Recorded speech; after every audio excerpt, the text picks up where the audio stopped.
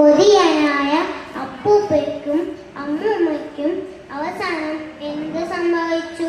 കൊച്ചു പുരയ്ക്കലെ അപ്പൂപ്പൻ, പിച്ചക്കാരനൊരപ്പൂപ്പൻ. പിച്ചക്കൊരുനാൾ പോയപ്പോൾ പച്ചരി കിട്ടി ഇരുനാളിൽ.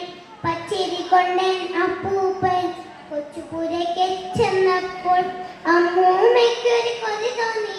അപ്പം ചുടുവാൻ കൊതി തോന്നി.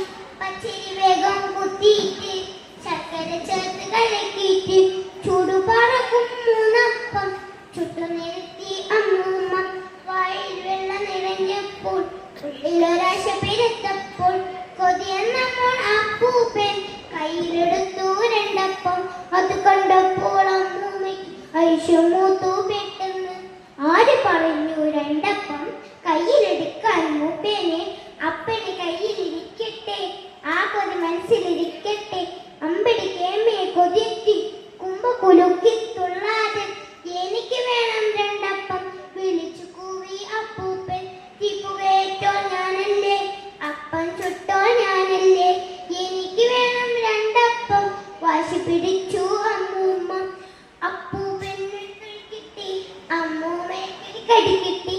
നല്ലൊരു പൂമ്പഴി കണ്ടെത്തി. കൊതിയെന്നപ്പോൾ അപ്പൂപ്പൻ ഇത്തിരി നേരം രണ്ടാൾക്കും കുത്തിയിരിക്കാൻ വേണ്ടാതെ ആദ്യം മിണ്ടിയാലൊറ്റപ്പം മറ്റേയാൾക്കോ രണ്ടപ്പം. അപ്പം കൊട്ടയിലാക്കിയിട്ട് അങ്ങേ മുറിയിൽ വെച്ചിട്ട് വിട്ടുവരാതെ രണ്ടാളും മിണ്ടാറങ്ങനെ ഇരിപ്പായി. പൂമൻ കൂയി ഉറങ്ങിയിട്ടും സൂര്യൻ ചാനം അറിഞ്ഞിട്ടും ഇതുവരും ഒന്നും മിണ്ടിയില്ല. മിണ്ടിയാ പുരുവാകില്ലേ.